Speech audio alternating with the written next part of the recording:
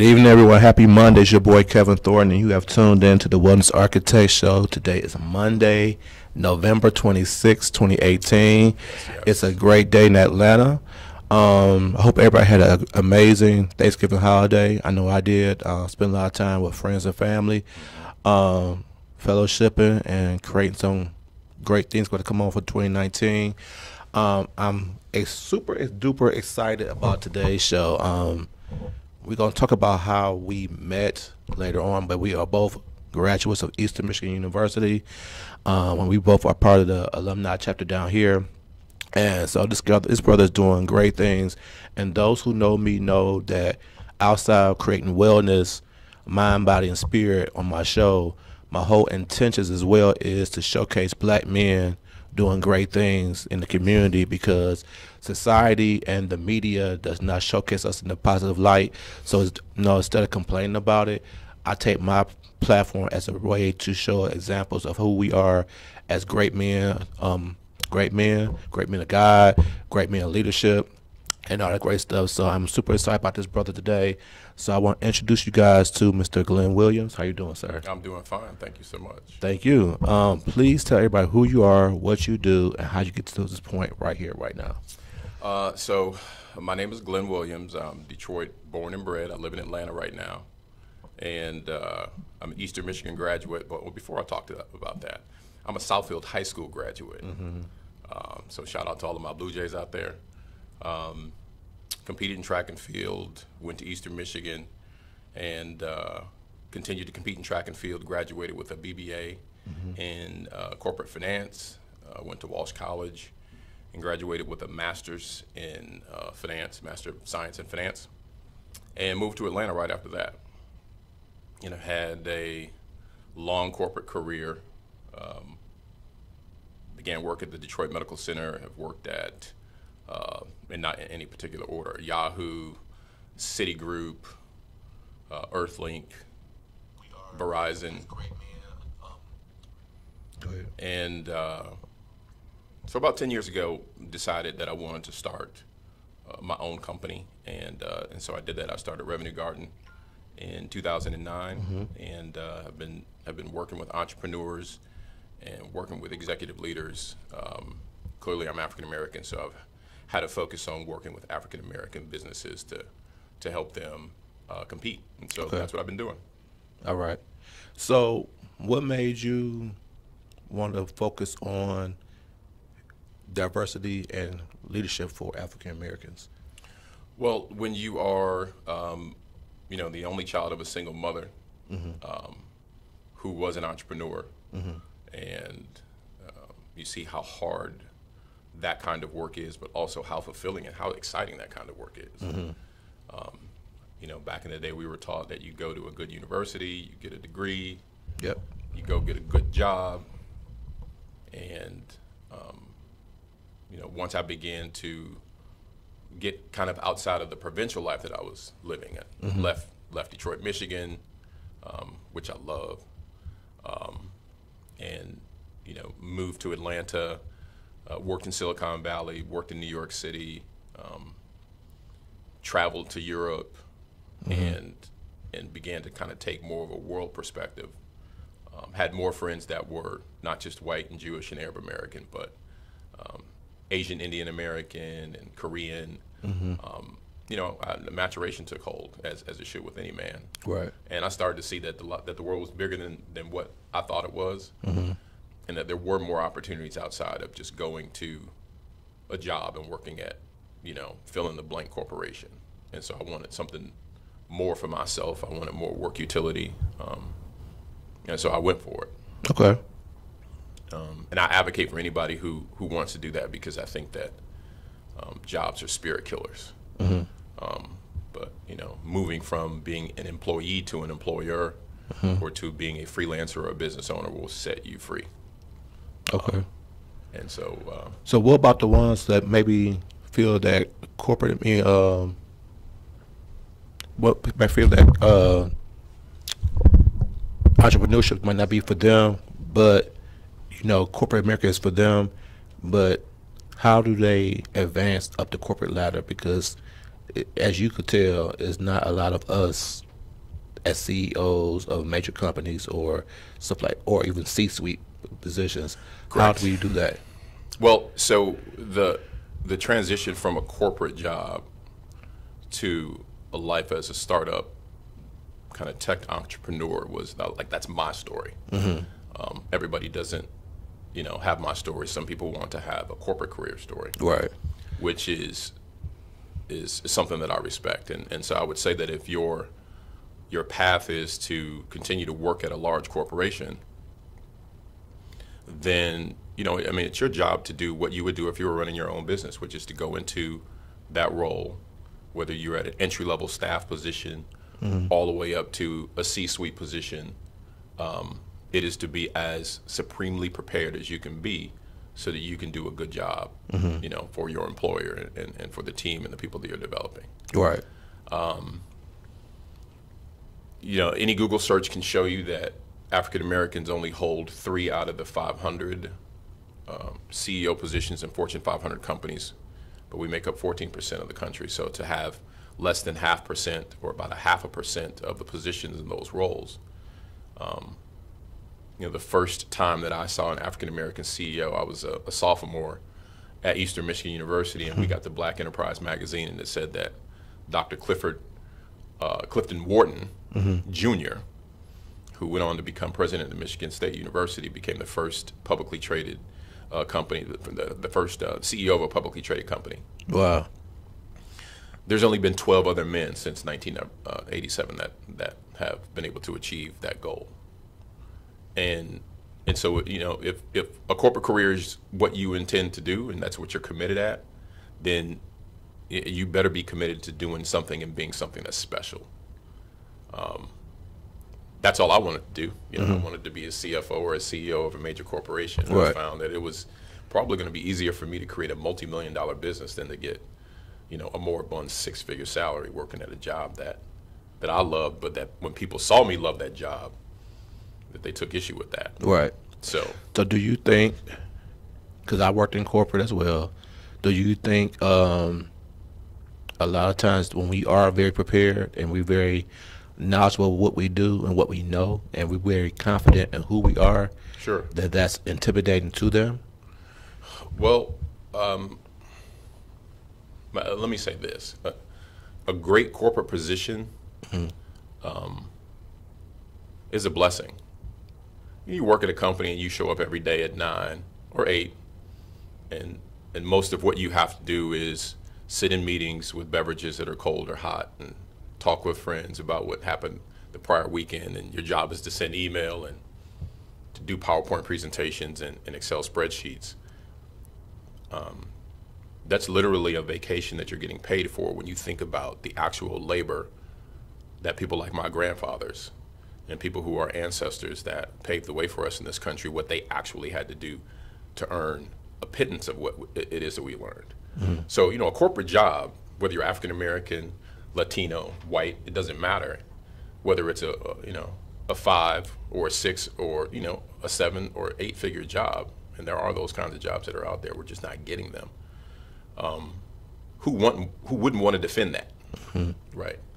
If I am in that position and I see a young, smart guy like you come in and you're doing your best work, and I'm concerned that I may lose that role, it's a fight or flight kind of scenario, just from a human perspective. And my take on that is that's the wrong way to look at it, because you're just an employee, just like anybody else. If you wanted to take that much ownership in the company, you should leave it and go start your own company. Okay. But senior executives, and this holds true not just for white males, but white females, and I've worked for all of them, African American men and women. They take ownership of those positions, and that's just an appointment or an assignment, or you were just a hire. But you don't own that company. In fact, most times you don't even own shares in that company. So to make it literally impossible for other people to be able to come to that job and to do their best work is criminal. In fact, it is criminal because U.S. anti-discrimination law says that that's not what you're supposed to do. Right. But it happens every day. So as with anything in God's world, it comes full circle. And now that the country is becoming younger and browner and more female, the data is also indicating that diverse organizations generate a higher level of financial performance. So if you're a senior executive, no matter who you are, you've got a fiduciary responsibility to make sure that you have all kinds of people on your team, or you should be relieved of your duties and get a new job, in my opinion. Okay. So what is the whole platform for Nclusive Incorporated? So, Nclusive is my passion.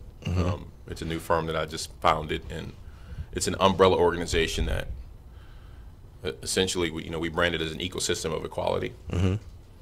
And it's specifically focused in on diversity and inclusion as a business model, as a business strategy, not as a training program, or risk mitigation or a crisis management tool if somebody does something inappropriate at work or says something inappropriate at work, which happens every day. Right.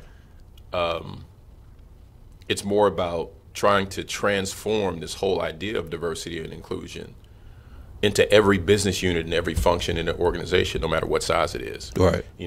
If you have a landscape company and it's all male and they're all of one race or ethnicity, then you're going to make less money than a 5-person landscape company that's made up of men and women of all backgrounds. The data just doesn't indicate anything that's different. Right. So if you'd like to make money and you're a capitalist, then it seems as though you would sign up for making sure that diversity and inclusion was a part of what you did. Right. And so that isn't happening in mass in the marketplace. And so, we decided, or I decided to look at the market and address a need the way any corporate capitalist would. And the need of the marketplace says that most of this country is moving towards a majority minority population by 2014. I mean, if you look at the population of children that are from newborns to 5 years old, there are more black and brown children than there are non-black and brown children. Right. A majority of the counties in this country have already transitioned over it. I mean, that train has already left the station. And so what I see at a macro level is that companies have not clearly adopted it. You will see on TV and on cable interracial couples and LGBTQ couples and families that are led by a grandmother, which is absolutely the right thing to do, because that's what makes this country what it is, right? A great mosaic of people. But a lot of companies, even though that's part of what they've kind of done tangential to what they're reading, have not incorporated that into their business. Right. So diversity and inclusion is lagging behind not only where the marketplace is, but where people should be to kind of optimize the money that they should be, that they have a corporate responsibility to be able to grow. You own a share of stock, you shouldn't care whether he or she, whether that person was born a man and then transitioned to be a woman. It doesn't matter. If that talent has the ability to be able to grow your business faster than the person that's in there, then when you put your proxy vote in, you should vote for the person that can get you where you need to be. Right. Or why are you investing? Right, in this country, currency in a lot of instances should trump anything that kind of feels like bias or discrimination. Right. I mean, it should. And that's not happening in the country, which means there's an inefficiency, right? And so what we learned at Eastern Michigan in the finance department is when you see an inefficiency, then you can capitalize on that and you can turn a business into it. And so that's what Nclusive does. We work to help enterprises realize business equality and transform so that they do not falter because of workplace bias and discrimination. Okay, so when you go to these, let's say a Home Depot or something like that, is the people that you're trying to work with, for are they going to be minorities that's in that department, different departments, or how's that going to work? Now the conversation's getting good. Home Depot is the largest Fortune 500 company in Atlanta. As of 2018, they do about $100 billion top line. If you looked at just the general numbers that have been put out there by people like McKinsey, that basically say if you have a more gender diverse, so if you have more women in your leadership ranks, then the data indicates that your business will increase by 15%. So in the case of Home Depot, if we're just kind of talking about it from a case study standpoint, they could make an additional $15 billion in revenue if they just did the right thing. If you have, according to data, a more ethnically or racially diverse leadership team, then it's anywhere from 25 to 35% additional premium in terms of corporate financial performance that you can make. Okay. Because so that's another $35 billion. Because then you attract all different cultures to you. Absolutely, man. Creativity, you know, I mean, I say this respectfully, no one race or no one gender. Men, for as much as we think that we have all the answers, You're right. We're clueless. So there are a lot of women executives who have a tremendous amount of talent and insight in terms of what they can do. And if they were able to make the call, if you will, they would implement things that would be different than what somebody else could implement just because their life experience is different. Right. And if it ended up generating more money for the company, then that scenario should never not happen. It should always happen. Right. And if you're that person that I talked about earlier who wanted to make sure that they didn't want somebody that looked like them or somebody that didn't look like them to get an opportunity to shine, then you're not a good manager or a good executive anyway. Right. And you know, you should go find a new job, or you should step aside and take a lower level position and allow those that really aspire to lead and do the right thing to have an opportunity. Okay. And we intend to build a business on that. Right. So what services are you going to offer with your company, to whether it's to major corporations or to startups or to whoever? What services are you going to offer? Well, so Nclusive is, you know, we're clearly early stage, and again, it's you know, I hate to do this comparison, but it's really almost the only way that I could even begin to articulate what we've tried to do. You know, Google's an ecosystem, and even Google decided that they had to create an umbrella company called Alphabet to make sure that they were at the cutting edge of kind of what was happening in the marketplace. Okay. And so, you know, as an entrepreneur, I've been able to, you know, some quarters have been great quarters, other quarters have not been great quarters. And so I decided strategically that I needed to do the same thing that essentially any large organization does. And so when you're a small organization and you aspire to become a big organization, and you have to act and think like a large organization. Right. And so, like I said, we're a company of brands. We offer a number of different services, but you know, our core services are internet-based. Through Revenue Garden, we provide consultancy services. I'm doing a multicultural marketing campaign for a client right now. We provide hyperlocal search engines. We've got a beta product that's out there in local city. And then in our core business for Nclusive, we will focus in on helping underrepresented leaders, founders, and small business owners get more training so that they can run a more profitable business. Okay. Whether it's a startup or it's a business that's a family-owned business that's been passed down. One of the things that is clear, I mean, if you look at this number, Kevin, almost 95% of the businesses, according to public data, almost 95% of the businesses that are started by African Americans are single employee or, you know, maybe one employee businesses. So we lead in the number of businesses that we start, but we don't lead in job creation. Okay. That's a business opportunity. That's a market inefficiency. And why do you think that's an issue for us? Well, it isn't creativity or ingenuity. It isn't fortitude. It isn't the desire to do something great for ourselves or our family. We have all of that. because we're human just like everybody else. Right. If other people have it, we have it as well. And the mere concept that we don't is ignorant, and I'm not giving that any airtime. Right. I think we don't get an opportunity to really kind of grow those businesses because we're undercapitalized. I think we have insufficient infrastructure, if you will. We don't have a large chain of African American business accelerators. We don't have a national organization, the National Supplier Diversity Council. Unfortunately, I have to name names here, but you asked the question. They've got roughly 12,000,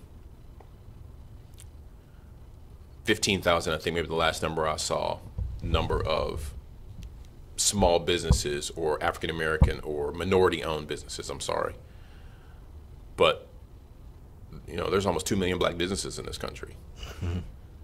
Right. So if you don't have an opportunity to compete with other companies that do have opportunities to compete with major corporations, and the playing field isn't level, but those corporations have a diversity program that's ineffective, that business owner, he or she, isn't going to be able to grow their top line business, which means they can't hire more employees. Right. And when they do, they should have a diverse organization. If you're an African American and you've got 6 employees and they're all black, that's not smart business. You should have diversity in your business no matter what you do. Right. So lack of capital, lack of infrastructure, lack of support, and lastly, this is always unpopular to say, but we don't frequent our own businesses. Right. So if you're African American and you drive past an African American concern, you might have a sister that has a coffee shop, but you whip past there to go to the Starbucks, then when you open up your flower shop, don't expect for that same sister to come and buy flowers from you to put in her coffee shop. Right. So what do you say to those of us that say a lot of times they don't support us is because we have bad customer service or whatever the situation may be? If you don't have all the proper, let me restate that. I spent over 25 years working at companies that were either number 1, 2, or 3 in their industry. Ford Motor Company, number 2 automaker in the world. Citigroup, number 1 financial services organization in the world. I've cut my teeth having an understanding of what a sound P&L looks like and one that's anemic. So I could look at a set of books and pretty much figure out in 30 minutes whether or not you're going to be open for business by the end of the year. Because I've done it so much. And so if you don't have all of those things in place that kind of undergird your business, if you don't have a front office, central office, back office structure to your business, it's going to be near impossible for you to provide great customer service all the time. And in the internet age where social media is so prevalent, one time where customer service isn't bad. If you go to somebody like Comcast and you go look at, the comments about them, they're horrendous. So even Home Depot, horrendous. Because even the largest organizations will have to somehow try to figure out how to manage through somebody that gets upset. Right. So when people say, I don't want to frequent an African American business because they give poor service, all businesses give poor service. Right. Right? I mean, most people give poor service when, they either, don't tip properly or, they pay a bill late or, so all of this judgmental stuff that we have against one another is baseless. That's what I would say to somebody. Okay. And, African Americans and this whole concept that we're not good business owners, that's propaganda. Those businesses are good businesses that were bootstrapped. Somebody put real money behind it, whether it was a brick and mortar business or it was an internet business. You don't get online. I mean, the people who started this business, and this is a great business right here, they've spent their own capital to do it. or nobody would be watching us right now. Right. So this whole mindset that we don't invest in our businesses, we don't invest in ourselves, and we're not worthy of being able to get customers and grow our customer base and get positive words about our business is something that comes from a totally different place of brokenness. It doesn't have anything to do with the company. Okay. It has to do with the person. You trying to set me up, okay? But No, I'm trying to tell you the truth. So you know I'm big on mindset. You also know that I'm really feel big on the brokenness of us. When you say the mindset, do you feel like the media, society, or wherever it is have created this mindset to think that we're not good business owners, or what do you think? Absolutely, yeah. You can't turn on any show on ABC, NBC, CBS, any cable news show, or any HBO, Netflix, any streaming service, and see just a whole plethora of shows that paint African American men as great fathers and African American mothers as not angry women. Absolutely, the media has a part in it, but you live in what is termed the greatest country in the world, and so there is a certain level of freedom that we get to benefit from. Right. So the way you address that is you go start your own businesses and you start your own media company like this brother has done here, and you go create your own shows. I mean, if you look at what Barris has done at ABC and now has left ABC to go to Netflix, he created Blackish. Blackish has blessed us. Right. So, the challenge is compete. Right. And go create what you want to see out in the marketplace if you don't see it. Right. That's what we're doing. Exactly. So, do you think sometimes we are, as a community, have adapted to the mindset and the belief that we can't be successful business owners? Well, nothing hurts like when your family tells you that you ain't about anything. Right. Right. When somebody who's not from your hood, I'm from the west side of Detroit. Somebody from the east side came and told me that, I wasn't really doing anything, I wasn't hitting on anything. It wouldn't matter at all. Shout out to the east side, though, Detroit. But if somebody from my block that I grew up on in Detroit, on Belfast Street, told me that I wasn't doing something right, I wouldn't be able to sleep at night. The people that are close to you, that you grew up with and know you the most, right? Yeah. And we as African Americans, we know one another, just like other people of other races, because we have a culture, right? And there is a white culture, there is a Jewish culture, there is an Arab American culture. Right.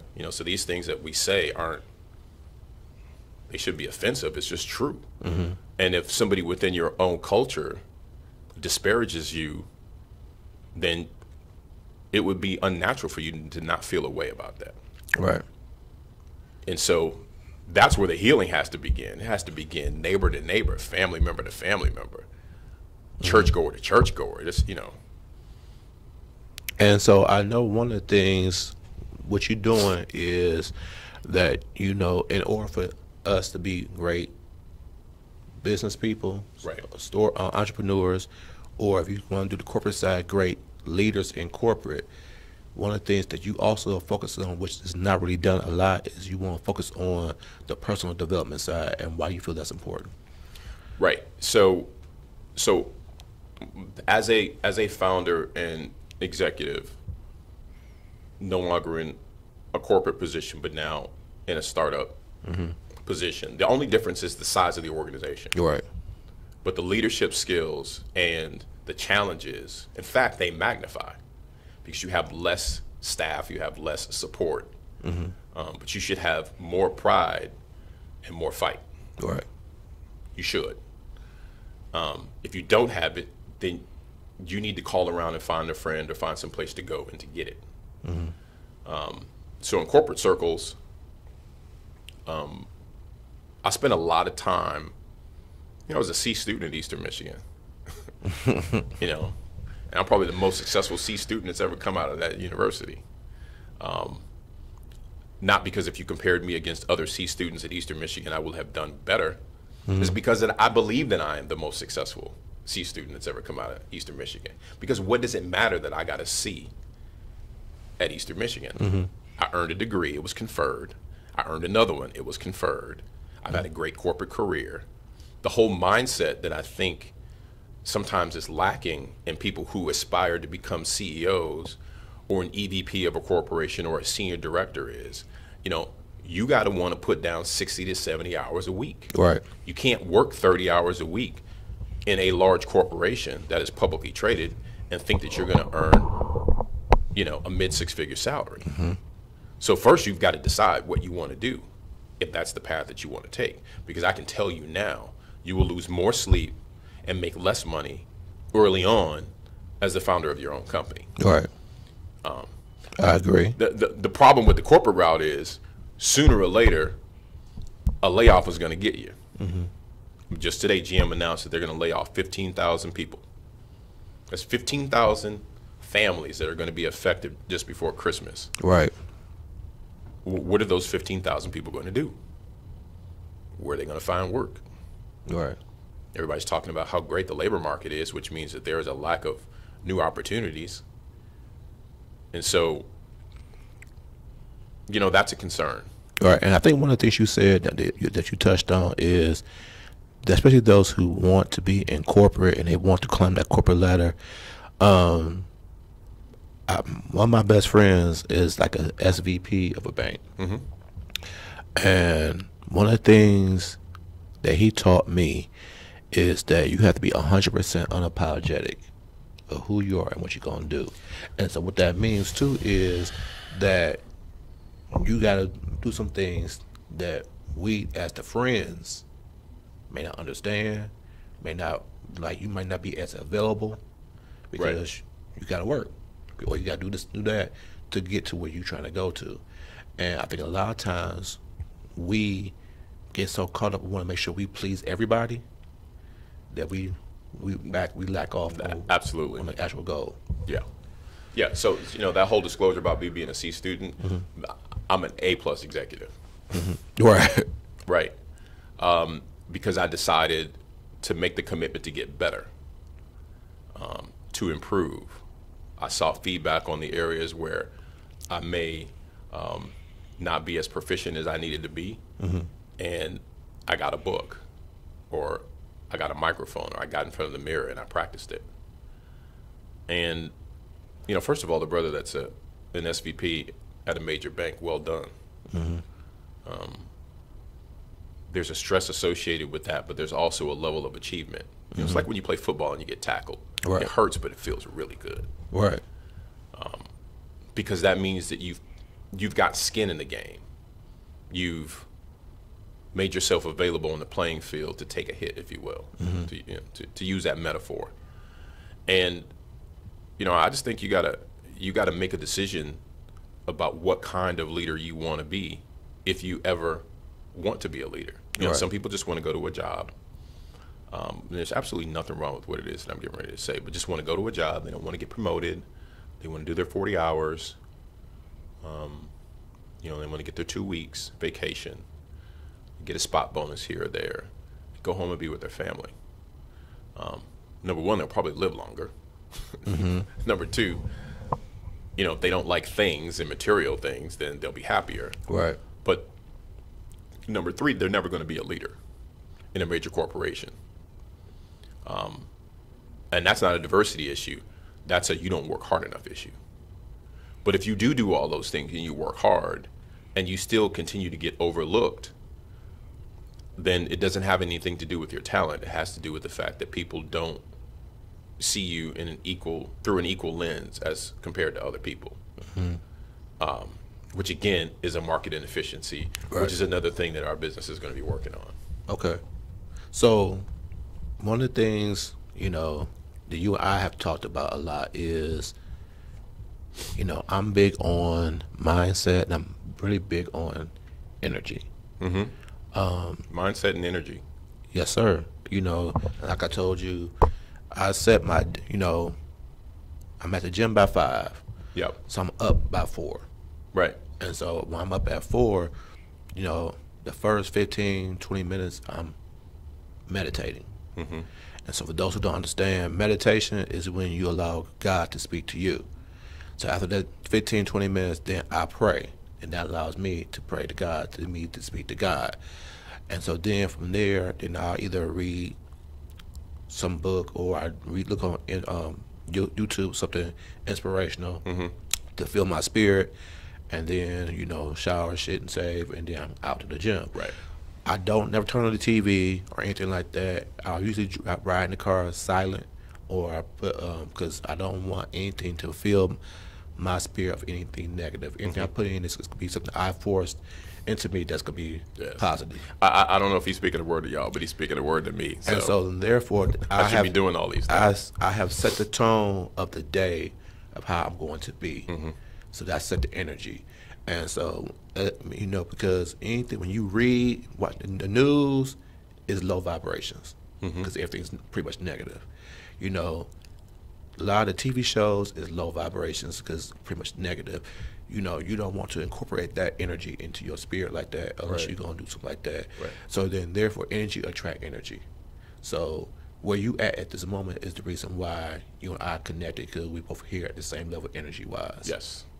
And why do you feel it's important for us to understand that? So energy is everything. I mean, you just spoke about it. Whatever is edifying to your soul and your spirit is placed in you by God Himself. Right. Right. It is a God the Father, God the Son, God the Holy Spirit deposit into your soul. And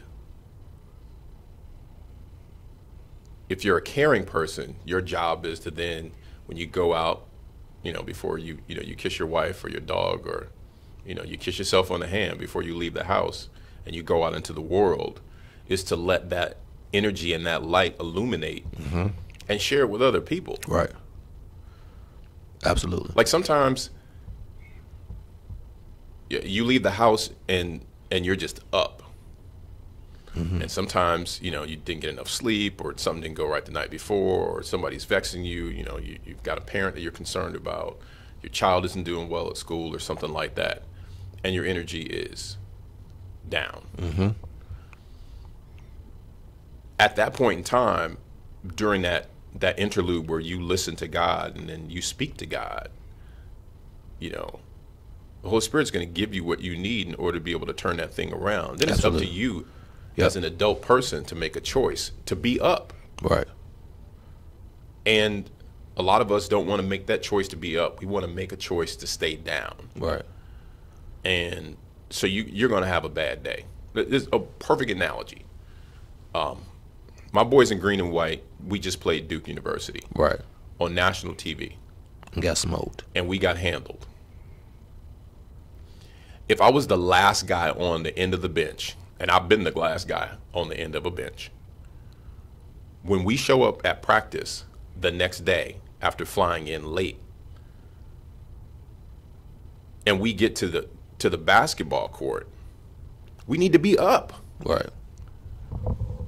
Because it's the next day after the massacre, but we don't live for all the defeats that we had the night before. We live for the new opportunity that's ahead of us. Because you only have really two choices. You know, my uncle Bert used to tell me, this is a very simple life.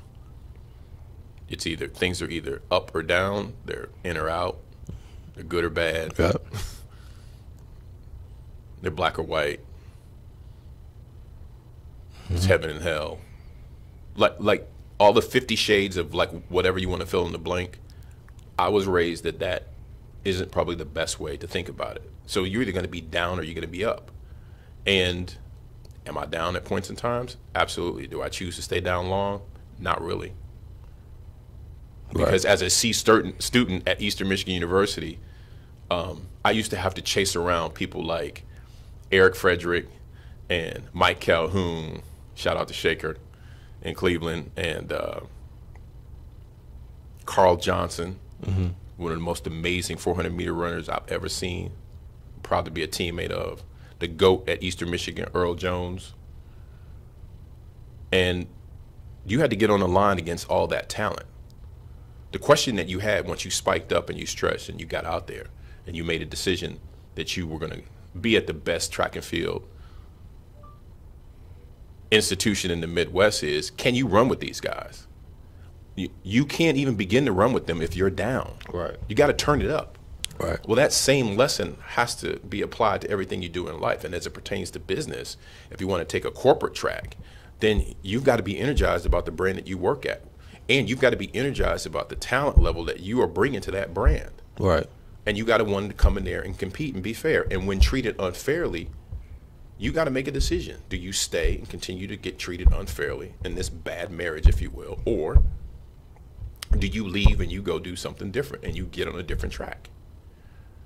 And so energy has everything to do with being successful in business. Yep.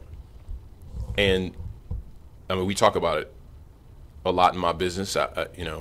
This past weekend, I hosted 16 African-American female business owners, amazing women with amazing businesses who went through a whole pitch practice exercise.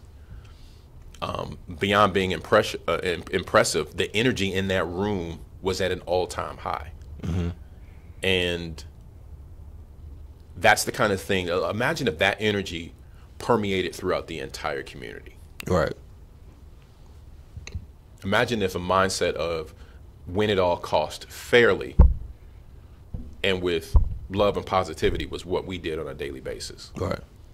The rap would change, the blogs, the podcasts would change, the music would change, our content would change, our conversations would change. Right.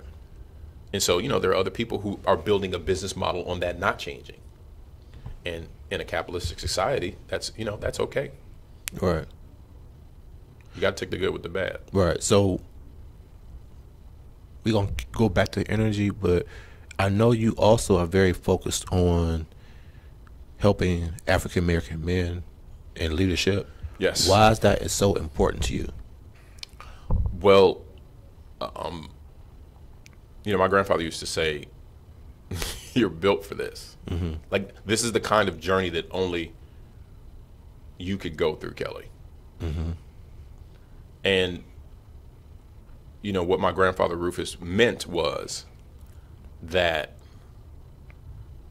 now, as a man, and don't for any moment think that I'm saying that because I'm a man, I'm a better leader than a woman. Because I've had lots of female executives show me and correct me and lead me and nurture me. But my grandfather told me as a young boy, going into manhood, that there was going to be some dark days, and I had no idea what he was talking about.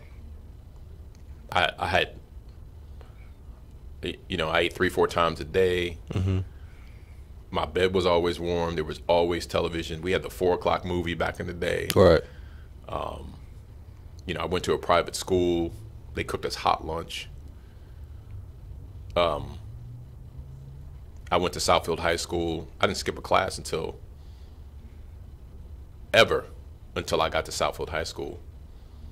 And I say that to say that I was whole when I got to the school, and so I was prepared to be able to enjoy all the people that I met there. White people and Jewish people and African American. It was the best experience. I wish I could teleport my children back to when I went to school, when they get to high school, so they can kind of see what this world really is about. Good, kind, loving people of all races and backgrounds. All right. But I still wasn't prepared for what I knew was coming. And so when you've been given the best of everything and prepared as best as your family can, and you get out into the work world and you travel and you begin to live your life as an adult, and you see that you weren't prepared for a number of things because you have to, you don't understand how hot the heat is until you get burned. Right. And so I never really experienced racial discrimination or workplace bias or anything until I got into the work world. And so my interest is, my dad was a Christian man, but he wasn't always a present father. And even if he was, he hadn't gone through the things that I went through. And even if he did, he had been going through them at a different time. So my point in saying all this is we're not transferring that knowledge. And soon,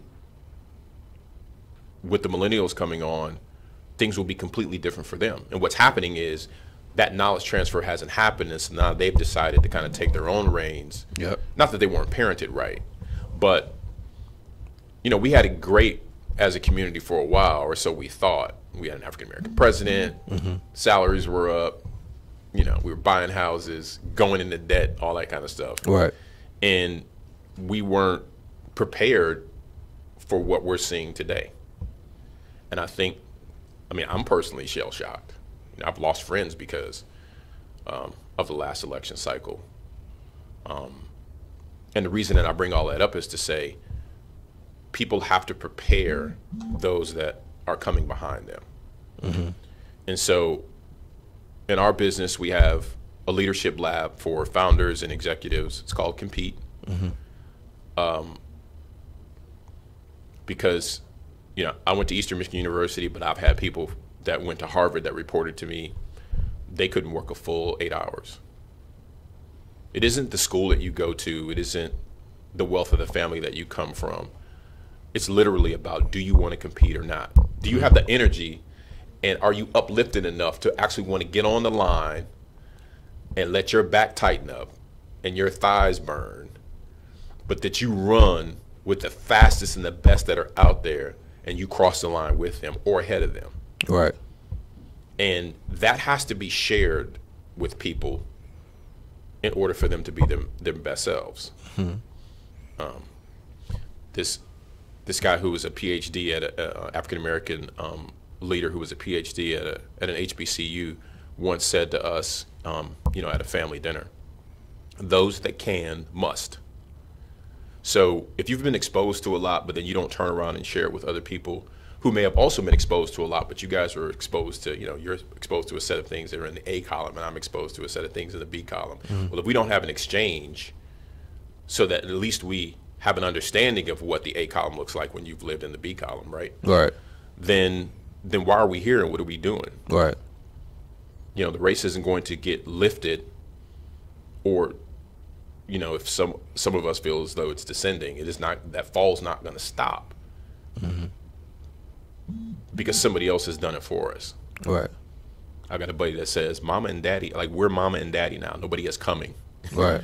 We have to be the people that stand in the gap to make the decisions to be able to impart things to our colleagues and our friends and our family. So that's why we are doing what we're doing and Compete.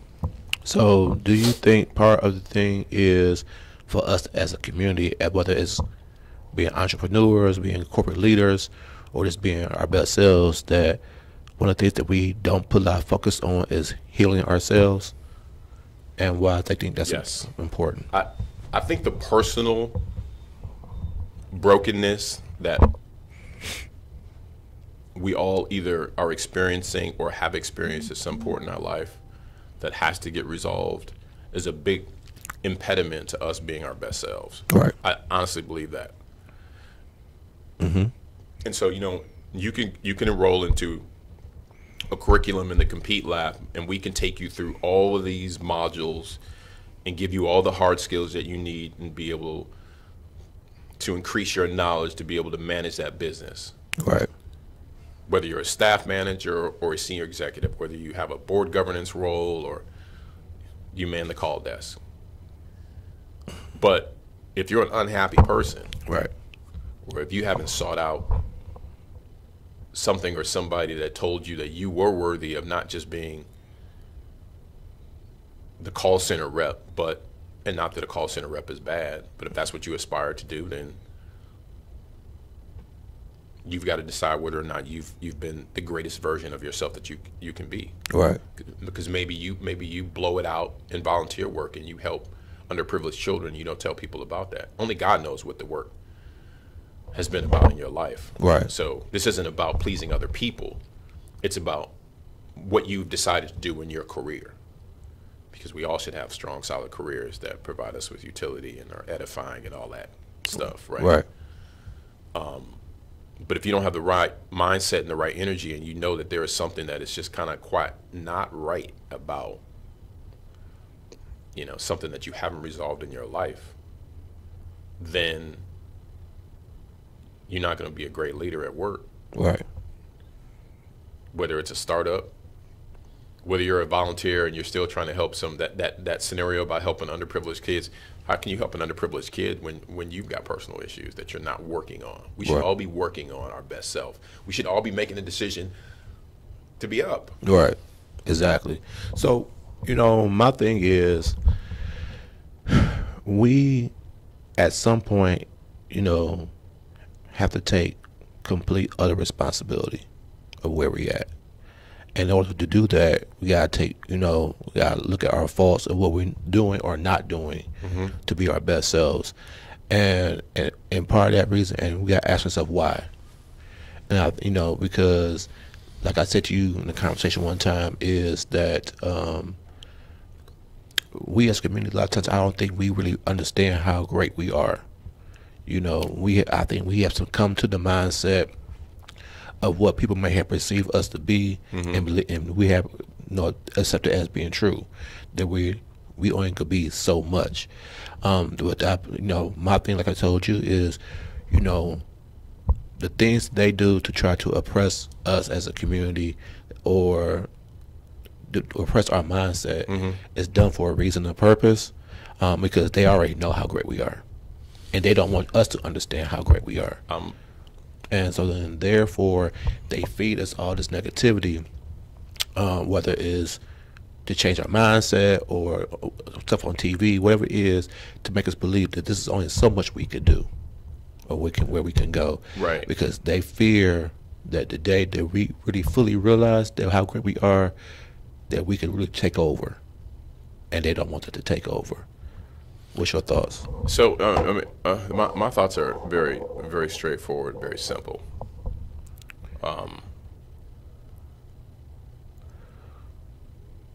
God has determined how great I will be in this life. Right.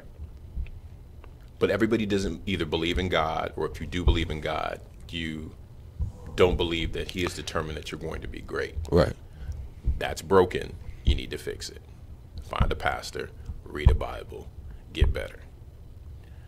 So I want to begin by talking about it personally. From there, you know, it's kind of difficult for me to kind of opine about our entire community, but, you know, I will say from my heart what it is that I've seen. And I'll kind of tell you what my heart wants to say before I went to DC and went to the Smithsonian and went to the National Museum of African American History, and then I'll tell you what's on my heart after. Okay. Beforehand, I grew up in Detroit, Michigan, and in Detroit, Michigan, you know, we've got Mexican Town, we've got Polish Town. You know, if you go through my Facebook posts, you know, I talk about, you know, Ira and Bell, who was, you know, this old Jewish couple that lived next door to us, and who fed me almost every day after school and watched out after me. So I wasn't raised with a divisive heart. I know that there are tons of really good, kind white people. I know there are tons of really good and kind black people, and I know there are tons of the opposite of both races. So this really is about individual relationships. In the aggregate, I mean, the Wall Street Journal today had a huge piece that kind of talked about the Constitution and the fact that slavery was something that was advocated for in the Constitution of this country. So, you know, when you're built upon degrading human beings and selling them as property and chattel, beating, raping, murdering people, and that's a part of the founding of this country, it gets a little difficult through the ages to then talk about liberty and freedom and having respect for the flag and all those things. Those are the facts. You can't get upset at me because I made that statement. I read it just like everybody else could read it. I've experienced it. I've seen it. I've read the state of Georgia's response to the federal government's decision to try to end slavery. It's ugly. And I live here. So we're not talking about these things to try to disparage people. We're talking about things in a factual basis. And the problem with that is that if you say something, especially during these times, that's counter to what somebody else believes, you're either radical or you're racist, or, you know, and that goes both ways. You know, personally, if a white supremacist wants to be able to say what, and he or she can say whatever they want to say, don't speak to me. Right. Because I'm not broken like that. Right. You can call me the N-word all day long. It doesn't speak to me. Now, if you prevent me from getting a job while you call me N-word, well, now I'm going to have a problem with that. And that's happened. But, you know, are there forces of discrimination? Absolutely. I mean, there wouldn't be federal laws against discrimination. You wouldn't have had Supreme Court decisions and fights in order for equality to be in the voting rights and civil rights to be what all of us can enjoy in this country. Like, there legitimately had to be a political argument behind why we should treat some people fairly. But that unto itself doesn't tell you that this is a racist society. And then, you know, and you can't paint me as somebody that is anti anything. I'm just telling you what I feel in my heart. And there is some sort of kind of discomfort with like black intellectualism. It is. Yeah, everybody can be the sharpest tool in the room, you know, except for an African American man. Because now you've stepped out of your place. Nobody asked you for your opinion. You don't really understand how things work here, right? All of that has a basis in the founding of this country. So it's hard to make an argument that you don't have to be better in order to be able to get an equal opportunity, or you wouldn't have a diversity and inclusion program at every major corporation in this country. Right. Like, why do you have to make an effort to be fair and kind to people and to give them an equal opportunity? But you have to do that.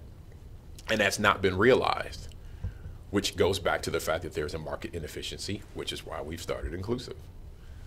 So we're not dreaming this stuff up, you know, but at the same time, I believe we, like each and every one of us, have to be held accountable for how, you know, we feed into whatever wrong, ugly stereotype that may be out there about us as a people, or as a coworker or a neighbor. Right. But then, you know, I can make a counter argument that, you know, you've never been able to spend the night in the home of somebody who doesn't have a front door, but there's no food in their refrigerator, and they don't understand anything but hopelessness. But they can see stuff on TV, or they can go by and see food places and not have enough money to go in and to buy food to be able to feed themselves or feed their families. And they're literally dying of hunger. And you expect that person to act just like somebody else who lives out in the suburbs in a $600,000 house with a $200,000 a year job and a wife that stays at home. It's just ignorant. We all should have an opportunity to at least have a basic standard of living in this country. And so when people don't get that and they protest against that, you want to brand them as people who are ungrateful, and, you know, it's all propaganda. I love, like, when Jesse Williams, you know, I can't remember what event he was at when he stood on the stage and The BET Awards. The BET Awards, and said racism is a hustle. I mean, anything that's evil is predicated on a lie. Because if it's evil, it comes from the devil, and the devil is the master of the lie. So for anybody to think that we don't have a cognitive ability that's equal to other people of other races, or we've got a significant skills gap, as it's been told to me, sometimes they don't understand that that is an inhumane statement, right? There aren't levels of humanity, and that we're at the lowest level of humanity, above a chimpanzee, if you will. I mean, there are some people in this country that treat their pets better than they treat their African American neighbors. Right. And who would swear that they are not somebody that goes to their job and then enacts some sort of implicit bias against people when you don't see people for who we really are, which are human beings. So it starts with energy. It starts with a mindset. It starts with being a spirit being and trying to almost literally divorce yourself from what the outer shell looks like and say that person to person, spirit to spirit, I'm going to make a decision and I'm going to be kind and fair to you today. People aren't doing that. Right. And other people are getting paid to work to try to help them do that, diversity and inclusion councils and chairs and all this other kind of stuff. And it is a market because that's where the country is going, and we intend to lead that market. Right. Inclusive, right? And so, and why? Because everybody should, African American men, African American women, white men, white women, Jewish men, Jewish women, Latina X, disabled, LGBTQ.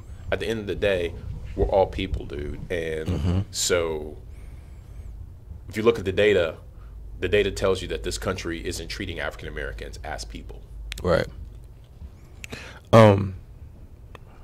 What's funny is that before I met you, I was at a point where I was still I'm doing the coaching, life coaching, health coaching, but in my quiet time, you know, it was like, I need you to start going into corporate.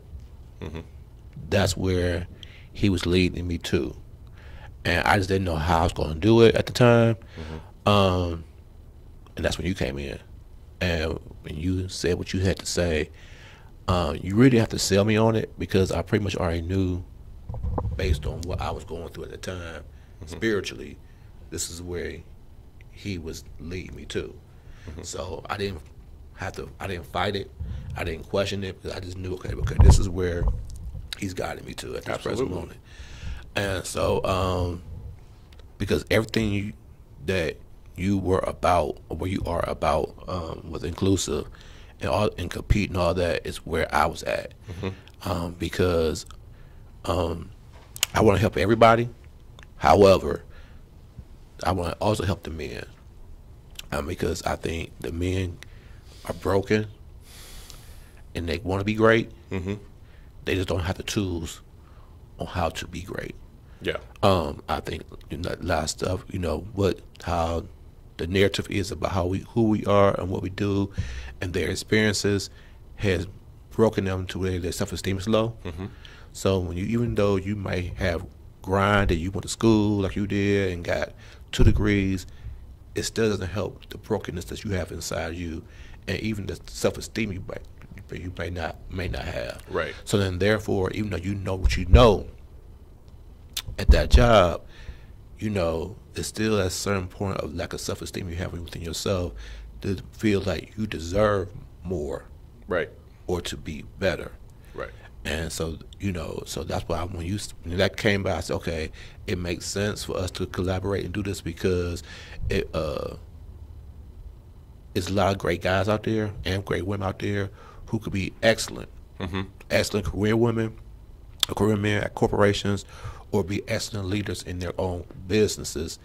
But a lot of times the necessary self-esteem or self-worth issue is costing them or preventing them from being that best self in that person. Right. Because I think what she was saying too, at that function that you had at your place, if you ask people a lot of times who are trying to become a small business owner or business owner in general, what's preventing them from starting, or what's preventing them from whatever, and they'll give you the excuse of, it may be the truth, but actually it's an excuse of why they haven't done it, whether it's other people, what they said, you know, all that stuff. That might be factual information that you're giving me, but it's an excuse, because what you're doing is you're giving people the power to prevent you from doing what you are called to do. Right. And so at some point we now have to we need to take the power back. Right. And say, this is what I'm going to do. And in doing that, sometimes you got to make the necessary choice to distance yourself from people that are no longer aligned with who you are. Right. That's the problem I think a lot of times we have an issue with, because we want to maintain these certain friendships with certain people, but the friendship they have with these people is that they had a friendship with the old version of Glenn. They might not have the friendship with the new version of Glenn. Right. So the new Glenn and that person don't click because they want the old Glenn. So does old Glenn lower himself to be who they want him to be so he can maintain his friendship, or he continue to elevate who he is and let them go about their way and love them and see him when they see him? That's where I think a lot of times it's the problem, because we want to, even the celebrity football players and stuff like that, they want to hold on to people who didn't do the same kind of work they did to be great with what they're doing. So they keep them around just to only realize that once that fame is gone and the money is gone, their friends are gone. They're gone as well too. Yeah. So that's something within us that we gotta be okay with being who we are at this moment, and understand that everybody is not going to agree with us or going to like the new version of who we are, and that's okay. Yeah. But we gotta keep on doing it. But who are you doing this for? Are you doing it for you, or are you doing it for them? I think everybody needs to ask themselves, let me restate that. I decided to ask myself, who am I going to be held to account to? Right.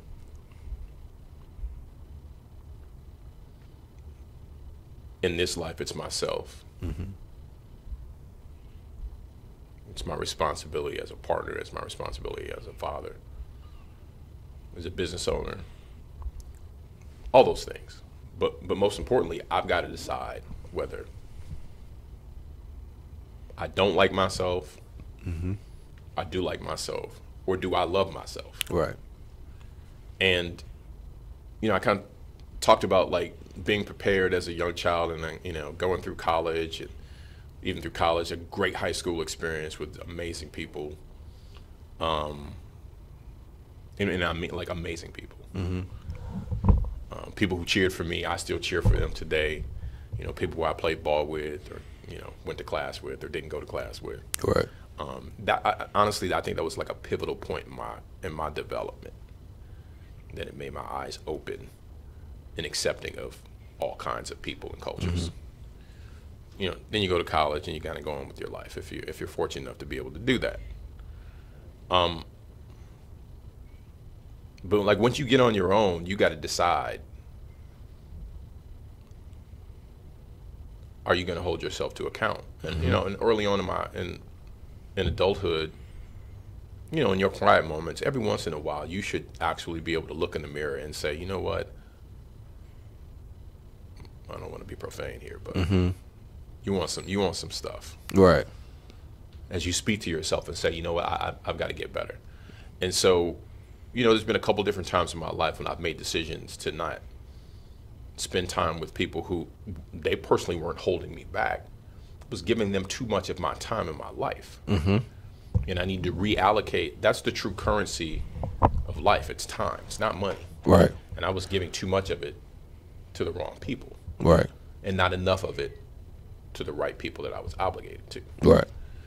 And so I think it starts there. And then beyond that, it's, for me, it was really about competing. Like, was I going to let this life come and go and not do the things that I wanted to do in my career? If I couldn't ascend to a height to be a CEO of a publicly traded corporation because I wasn't getting the opportunities to be able to develop and grow, right, then that doesn't mean I couldn't be a CEO. I just need to go start my own company. Now I'm a CEO. Right. Right. Because I want to compete. And I think that's kind of the mindset that I've personally taken on. You know, this life is to be lived with like energy and verve and passion. Right. I think, you know, but now I'm just one person, but I see, and I've had a lot of friends who are no longer friends, and people that I've worked with and who don't live life that way. And that's what they've chosen to do, and that's, you know, that's cool too. Right. That's just not what I've chosen to do. Right. And I've chosen to work with people who have a passion about their own business and what they want to do. They want to come into our business and get leadership development and training and grow businesses and look at what we've done and have that A/B exchange that I kind of talked about earlier. Right. And share a slice of pizza, not the same slice of pizza, but, you know, share a pizza and you know, have some coffee and show pictures of kids and talk about what we really want to be. Not when we quote unquote grow up, but now that we have grown up. Right. And so for this is a perfect example of what we're talking about in terms of energy and mindset. One of the things that I wanted to put on my December calendar was that we would have a full day primer to help the same group of, not the same group of women that were in for the pitch exercise. Right.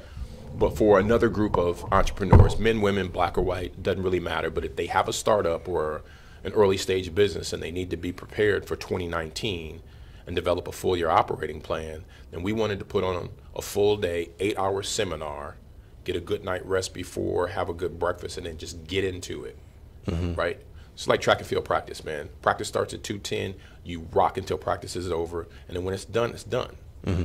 And so we'd cover sales and marketing and business development and accounting and finance and all the things that are necessary, but at a real high level, so that they can go through the planning exercise, so they could have champagne on New Year's Eve and then go into 2019 ready to go. Right. And so I talked with a couple of people and I just said, hey, you know, I'm thinking about getting something on a calendar. We're going to fill up the lab again. It's about 16 people. We're going to feed them, and then we're going to really have some serious kind of business conversation and exchange and get these leaders prepared. And the dates were either going to be, you know, it's not going to be December 15th because we've got an alumni event. So we thought, okay, well, it's going to be December 22nd, the Saturday just before Christmas, or December 29th, the Saturday before New Year's Eve. And from people who are amazing people with great energy, you know, the kind of the crowd feedback was, well, it's around Christmas and, you know, budgets could be tight or people could be focused in on other things. And the point that I'm trying to make is to that question of energy and mindset. If you're in need of being prepared and you've got a small business that's doing well that you need to grow, or you want to start a new business in 2019 and you're not willing to invest in anything outside of your Quicken Loans mortgage payment and you know, your payment to Ally Bank for your car and all the other things that essentially take up your take-home pay, but you don't want to invest in your own business because it's Christmas, you don't have the right mindset. Right. And so my thing was, why would I, who's got responsibility to run my own business, not provide my service in the month of December because other people may be busy with Christmas or have overspent? That is a losing, uncompetitive mindset. And it bothered me that was just kind of the general feeling. Like we just, you know, it was a very kind of like academic conversation. It wasn't anything that was kind of special or biting. It was just like people, you know, people may not have money to do that around Christmas, but people are going to want to earn money in January and February. They're going to be looking for money in the first quarter of 2019. Right. What are you going to do in the second quarter of 2019? And so my point is, Kevin, that is the reason why you start all of these businesses, but then you can't employ anybody else because you are not willing to do the things you need to do to grow the business. And so it's caused me to pause. Do I actually have something, you know, next month? Do I not have something next month because I'm concerned that enough people won't sign up? And the answer to that question is we will have something next month. Yeah. Even if I don't have anybody in the lab and I have to teach the 8-hour class myself, I will practice. Because that's what we do and that's what we teach. And those that love themselves and want to work on their brokenness and want to grow a great business will sign up. Those that don't won't. And but it's a perfect example of behind mindset and energy and positivity and loving oneself and being dedicated to one's business and wanting to get better in your career, whether it's a corporate career or a startup career. But people are taking a vacation from what? What have you really achieved aside from a tremendous amount of credit card debt? Right. And I say that respectfully because I had it, and I no longer had it because I no longer carry credit cards. You've got to decide if you want to compete or not. And you can make the excuse, well, my dad wasn't there. Right. I had that excuse, I don't have it anymore. Right. Well, I don't get to see my kid. I had that excuse, I don't have it anymore. Right. It's human to have bad things happen to you, but it's spiritual for you to heal from those things, right, and then take the next step forward. Right. And so I just wanted to share that because it just blew me away that all of a sudden here I am trying to make a decision of whether or not I don't take any revenue into my business for this particular line of business in the month of December because other people might be out shopping and spending time with their What I would say family. Is those people that you had talked to may not be ready for what you want to offer at this time, but it wouldn't prevent you for having it because there's other people out there who may need it and want it, and it's going to be up to you and I to promote it in such a way so we reach the people who are looking for stuff like that. Sure. I mean, the other way that I tried to answer, and not these two particular people that I trust, but the way I would answer it is, if I ran a bakery, would I just decide to not bake pies because it's almost Christmas time? It's almost Christmas time, and people are deciding that they're going to go into 2019 and with a diet, and they're going to eat less sweets, and it's ridiculous. I own a pie shop or a bakery. We get in confection and sugar and whatever else goes into pies. I'm not a baker, but that's what we do. And so, in this part of our business, we have a lab that helps people develop and grow their businesses. That's what we should be doing. If people don't show up, then we're marketing to the wrong people. Absolutely. Right? But we don't cease our business or truncate it just because we've adopted the fact that other people have the wrong mindset. That's not growth. Right. Right. Because at the end of the day, in that situation, you will have allowed that energy to prevent you from being your best self. Absolutely. I would be down. Yeah. I would have chosen to be down. Right. And I choose to be up. Right. Regardless of what is the outcome, and we're going to say it's going to be a great outcome, wherever it's the outcome, it's your responsibility to move forward, push forward, because that was placed on your spirit that you need to do during this month. Absolutely. You know what I'm saying? So at the end of the day, you got to follow through. Imagine if two people show up, but one of those two people have an idea that ends up being so wildly successful that 250 people get employed. I wouldn't know because, I would have chosen to not have the class. Right. And which meant that I would have chosen to not listen to the spirit and that deposit that God the Father and God the Son and God the Holy Spirit put in me. Right. That I would be operating from an angle of fear. Exactly. When God's word says we fear no man. Right. Right? Right. You kind of get what I'm saying? I I already know. To those who could be listening, that's we don't take our foot off of the pedal. Yeah, we rest. That's what a pit stop is for. But at the end of the day, right, you've got to keep going with the fight. Because when people because intentionally or unintentionally, what they did was they placed fear into you by saying that people may not want to attend because of this and that. And I'm your guest, so I have to be respectful. They placed a doubt in my head. Right. There's no fear. Well, I know but but that is the true form of the devil. Absolutely. The true form of the devil is fear and negativity. So then, therefore, when the devil sees greatness about to emerge, he places certain people in there to place the fear in you to prevent you from going full steam ahead. What you're trying to do, what you're trying to, what you are going to do. Mm-hmm. You understand? So, mm-hmm. So therefore, in that situation, they place doubt into you, so to prevent you from going full steam ahead and potentially helping out those who really need you at that moment, at that time. And I mean, if you think about it this way, if the enemy is working to try to thwart the good that God has put in you that He wants you to do, mm-hmm. and you somehow overcome that fear or concern or negativity, and you do it, then you're living out what God wants you to do, right? And in the end, when you're judged, that will be the one of many, hopefully, things, because there's going to be some bad things that we're going to be judged on. Mm-hmm.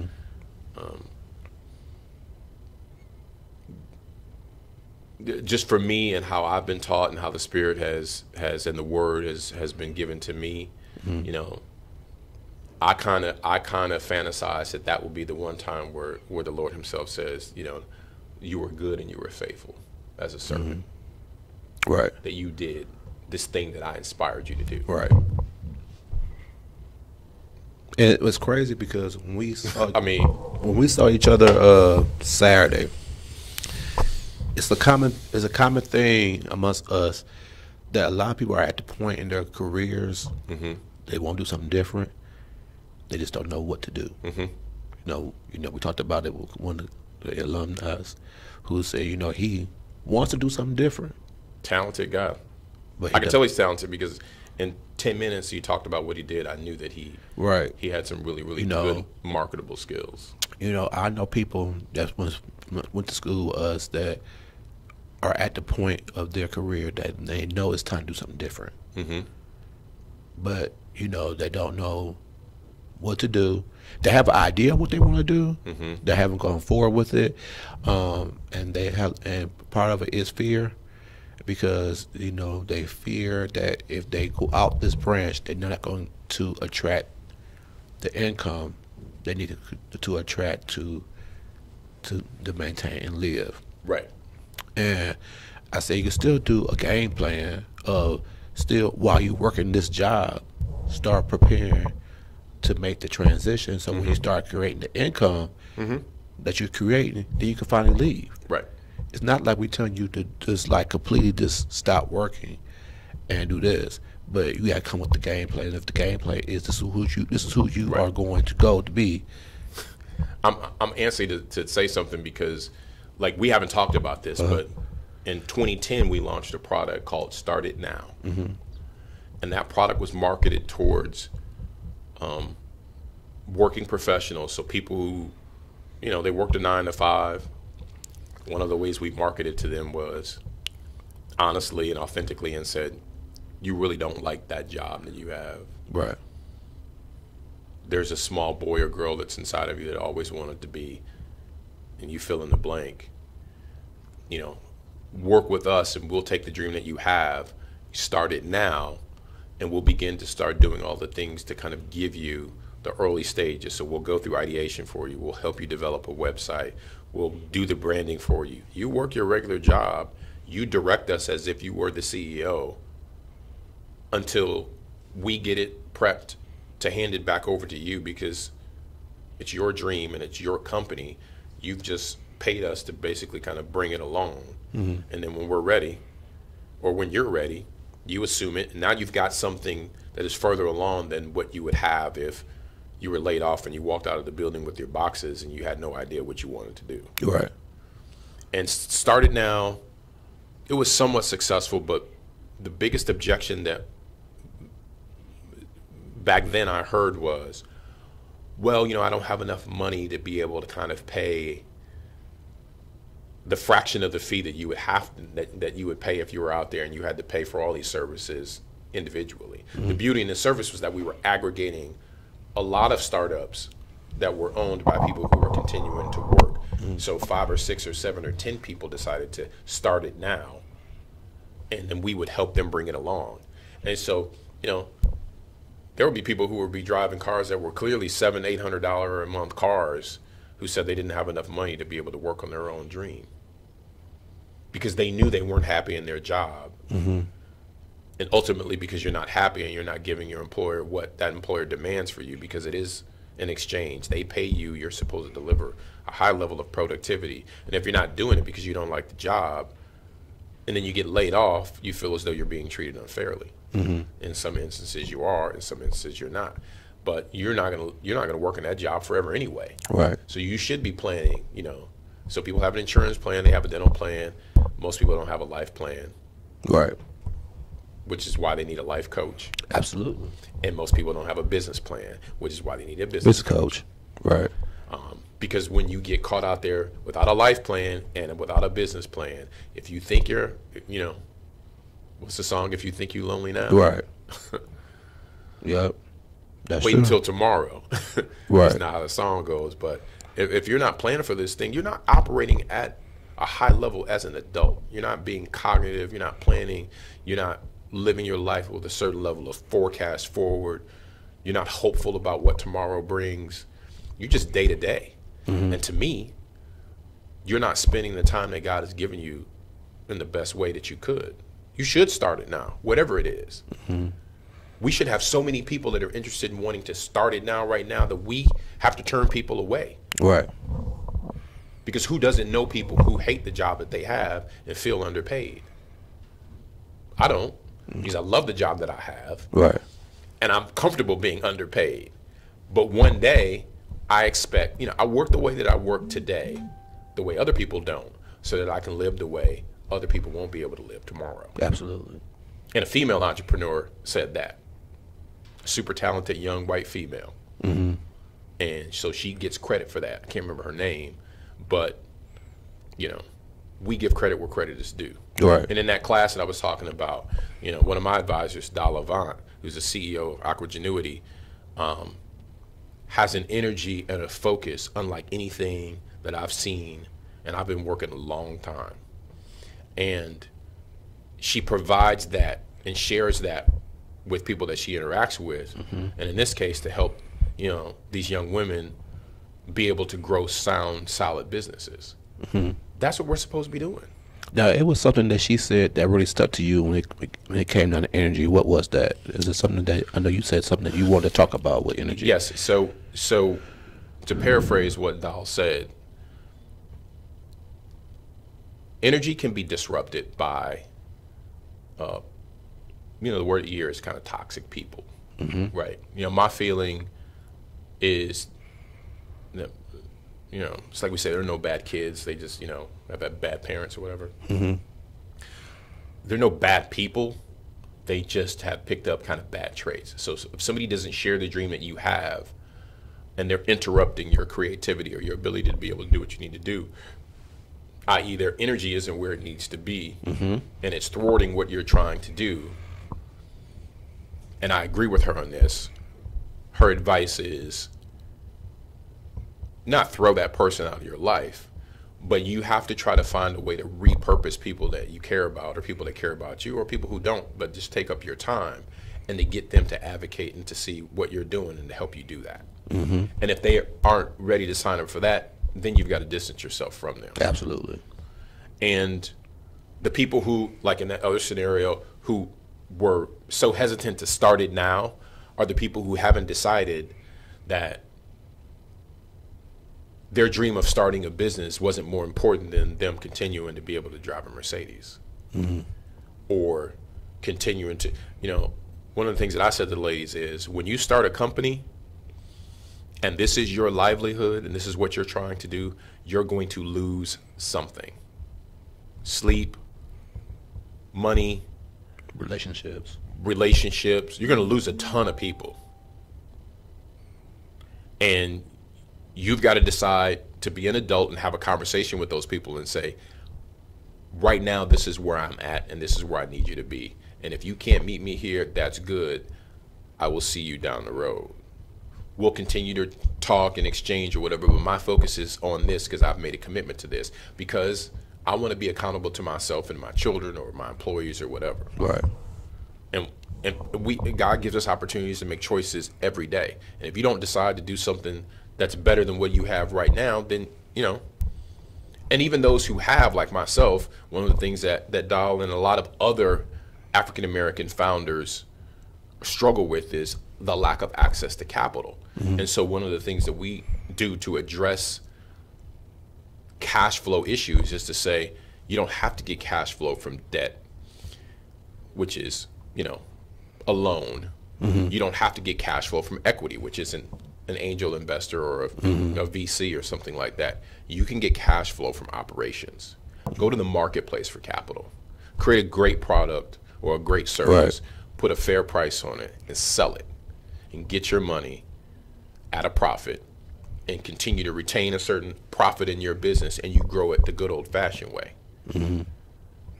But that's going to require you to give it more. It's going to require you to take a hit, if you will, using that football metaphor that I used a while ago. And if you don't do that, then you're not going to be successful. And if you're not going to be successful doing it, then you might want to go and try to figure out how you can be uplifted at the job that you're stuck in. Because you don't have a whole bunch of options. And soon, with artificial intelligence and the number of jobs that will be taken completely out of the marketplace, there are estimates that roughly 45 to 50% of the jobs that we all work on, 1 out of 2, will be gone during the time that we still will be working right now. And so what does that mean for the children that are coming behind us of all races? Not just African-American children, but all kids who all deserve an opportunity. You need to see what's happening in the marketplace, and you need to be participating in it.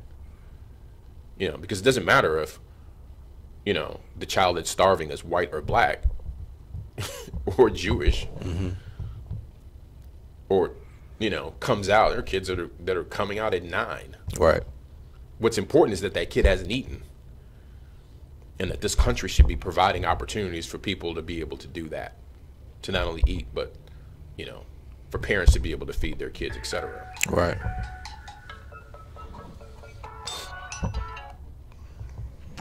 And so, you know, I appreciate the opportunity to just come and talk with you today. Man, it was something that it was needed because you know we've been on this journey, but it's aligned with where this show is about. You know, even though we talked about diversity, we also talked about wellness, because all that it plays a part in your corporate journey or your small business journey. So it was a great chance for you to showcase who you are, what you do, but also showcase a black man having a great mindset. First of all, you're very intelligent, for one. 2, you have a great spiritual foundation, too. So that's 2 things that is not shown in the media or in society, in the workplace. So I wanted to showcase who you are as a man first, a spiritual man second, and then as a businessman third, because this is something that needs to be seen, you know, and showcased, you know, because it's not being showcased enough. So and then it just gave you opportunity just to, you know, prepare you for what's coming on for 2019, you know. Yeah, 2019 is going to be. 2019 is going to be an amazing God year. willing, it's going to be a big year. It's going to be a great year. Yeah, a great year. So before we tone it down, we got 10 more minutes. I want to give you 10 minutes. Whatever's on your spirit at this present moment. It don't got to be nothing about your business. It can be wherever you feel that people need to be heard. This is your opportunity right now. Well, I mean, you know, the show is about diversity and wellness. You know, it's not necessarily about Kevin or Glenn. Right. Good shows are for the audiences that get to consume that content and enjoy the exchange. So, you know, if I had any closing thoughts, it wouldn't necessarily be about me. You know, clearly I wouldn't be a good leader if I didn't kind of talk about my company, but more importantly, kind of talk about the people that we want to help in the company. Nclusiv is a family of brands. We're creating what we call an ecosystem of equality. It's centered in the Word of God, because that's the best blueprint that I think is appropriate for anybody to be able to found a business.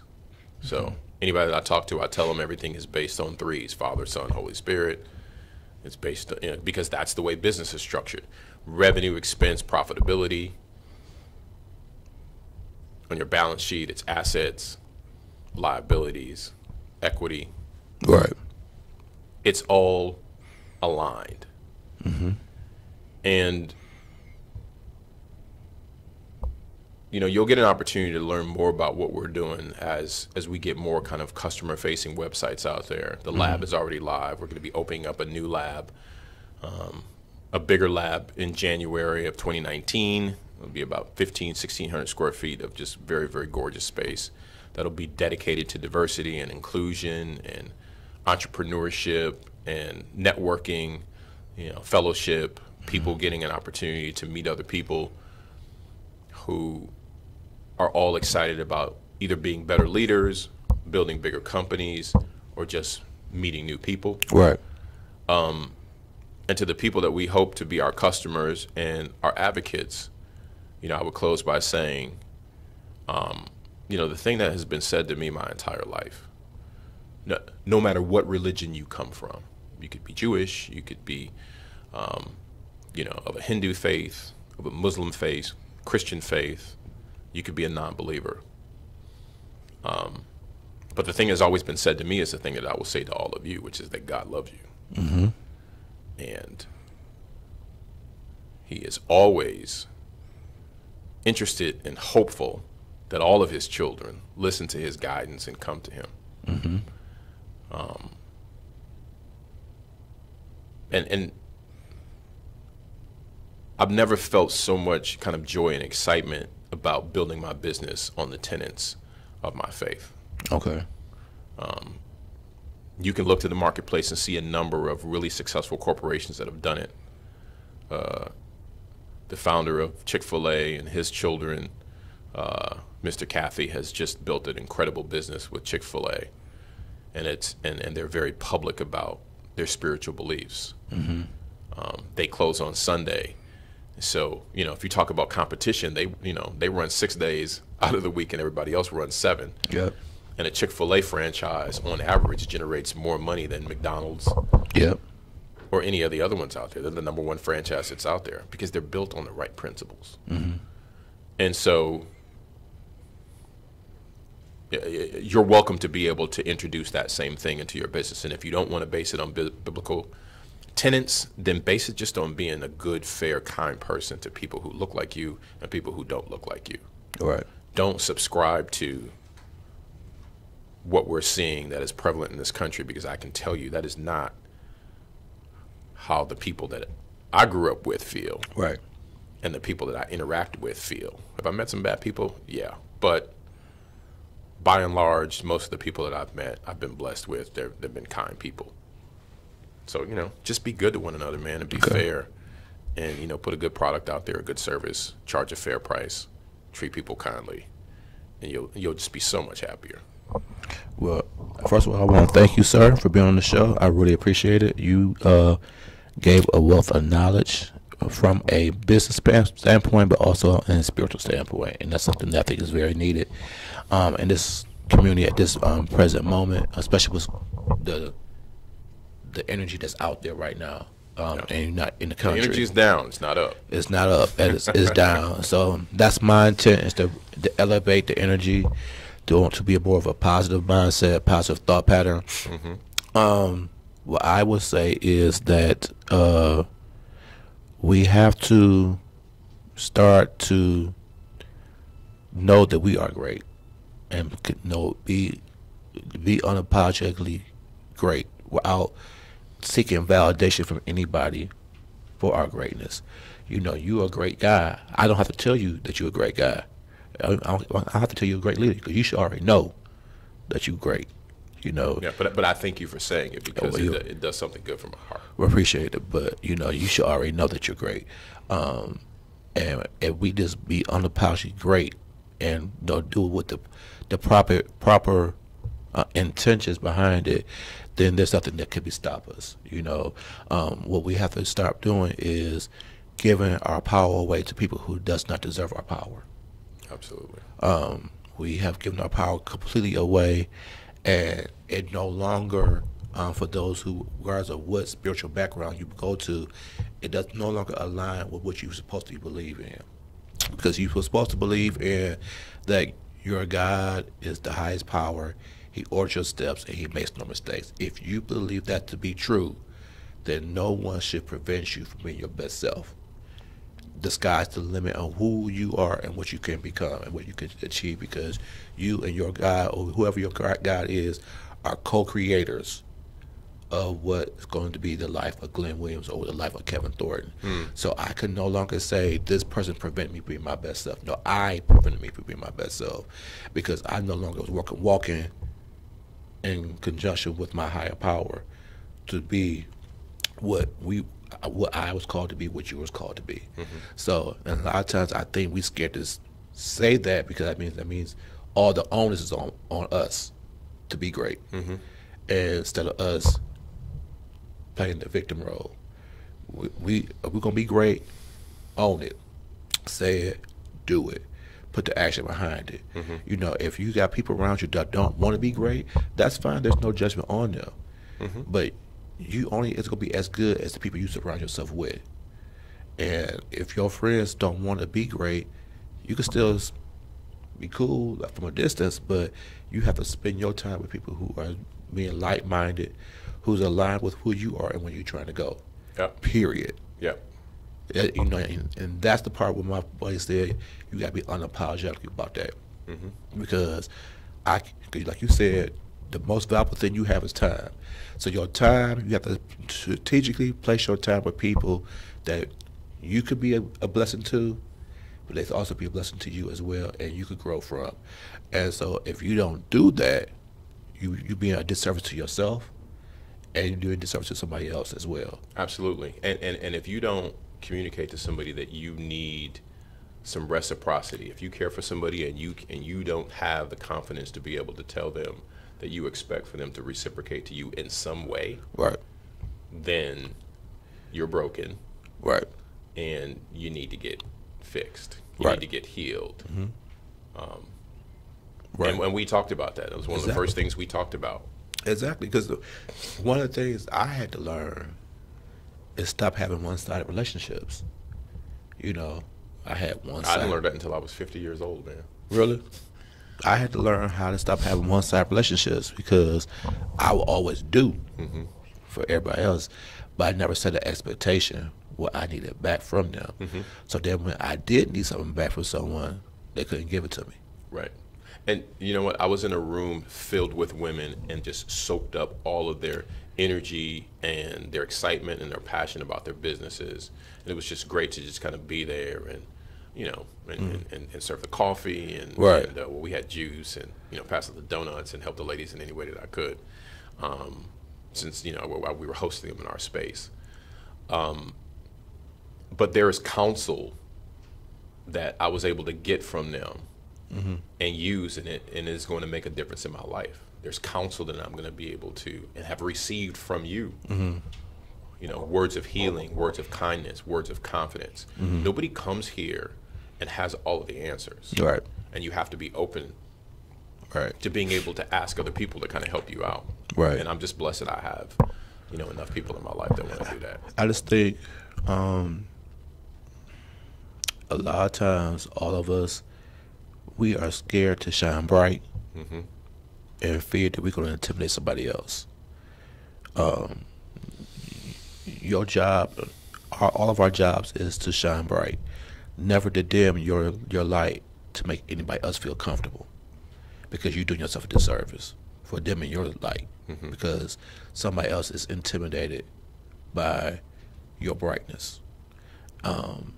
And so that's my challenge to everybody else as we go into 2019 is to shine bright every day. Your goal every day is to shine bright, but also before you step off the house is ask God, whoever your higher power is, how can I be a blessing to someone today? Not what somebody could do for me, but what can I do to be a blessing to somebody else today? Because as long as you are a giver and you put out the energy that you want to receive back, you're going to get that and more. But if you always asking what can you receive, what can you get, without any reciprocity, you're not gonna get that. You know, my last thing I will always say is, regardless of the journey, good, bad, or indifferent, always show a sign of gratitude. Yes. Always show a sign of gratitude. What I did not say is part of my beginning is that I do write I have 2 journals. So I have a journal that I do in the evening where I do my daily thoughts, and I do a journal in the morning where it's my gratitude journal and what I'm grateful for. So regardless of where you're going on in your life at this present moment, good, bad, indifferent, you need to show a sign of gratitude. Because if you don't show gratitude, then you're not going to get blessed with anything else. Because he shows that you're showing him that you're not grateful for what you already have. Even though you might feel you are lacking somewhere else, there is no lack. You might not have it at this moment, but if you show gratitude for what you have, where you at this moment, he's going to bless you with more. Yes. Because he feels that you can handle more and still be grateful for what you are receiving. So that's the mindset, that I want people to understand. That's the mindset that hopefully we'll portray to these people as we, do this venture, that, everything happens for a reason, a purpose. Be intentional with what you do, be grateful for what you do, and be a blessing. And be a person of service. If you can do those 4 things, then the sky's the limit for you.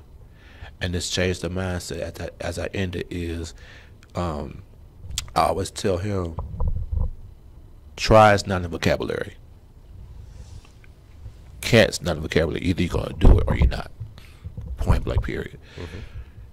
Nclusive is going to be a great company. It's not something you're trying to do. It's something that you are doing. Thank you. And it's something that a lot of us are doing. I've got a lot of support, a lot of people that are working to try to make this thing something that blesses. Not try. They're making this thing. They are, absolutely, or I wouldn't be sitting here right now. Right. But it's all to glorify God. But see, and that's the reason why I think you got so many people, including myself, to participate in this venture, is because of the purpose and the intent. That's all I go by, purpose and intent. So your purpose and intent is in line with who I am, and it's going to make not just our community but all communities better. And so that's part of who I am. 'Cause I'm a servant leader, so I do everything by service. So then, therefore, that what you're doing is in line with who I am and what I want to do. And it's just, he placed me here with you because as a unit, we could do great things. Because there's things that you are excellent in that I'm weak in, things that I'm excellent in that you're weak in. Absolutely. But together, we could make a great situation. Yeah. And doing it with the intentions of helping people become great. Right. And with that, we be blessed behind it. And I want to, because I don't know how much time we have, but I want to say Nclusive is for, obviously we're African American. If you look at the African American race, especially from a business perspective, there's a lot of underrepresentation. So I think there's a lot to be up and to be positive, a lot of opportunity for us to be able to kind of turn that around. Right. But know that that we intend to help everybody. Everybody.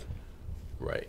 Because God helps everybody. Absolutely. Our job isn't to only be a company that is specifically set aside for one race. Right. That's not what we're building. So no, because everybody needs to be helped. Everybody needs the coaching that you could give them to create a great business. And everybody needs the coaching that I could give them to be a great person.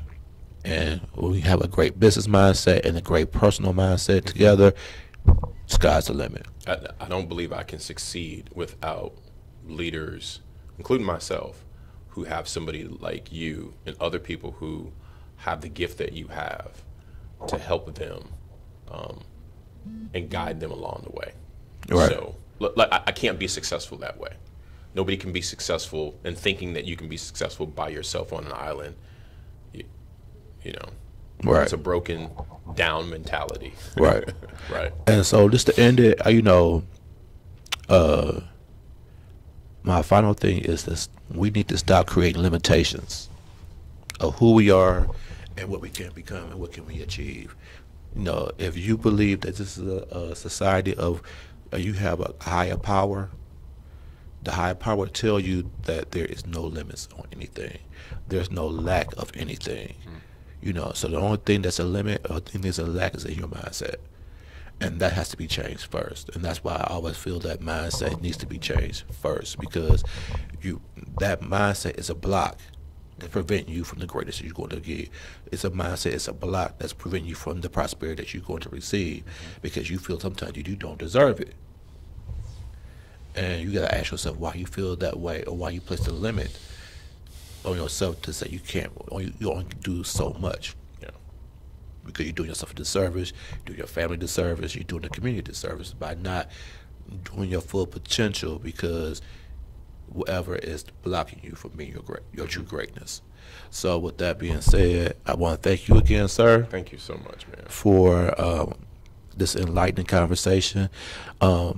He will be back on there again sometime soon as we get things rolling. I want you this to be a platform for you to showcase whatever you want to showcase, so we could get it out there for you. I want you to be successful, then therefore I'll be successful as well. But you know, it's this time for us in 2019 to be our best self, and this means starting now, mind, body, and spirit, including the health people. You know, because you can't be a great leader if you're not in the great health space as Absolutely. well. So with that being said, I want you to be great, be authentic, be true to who you are, and we are out. Peace.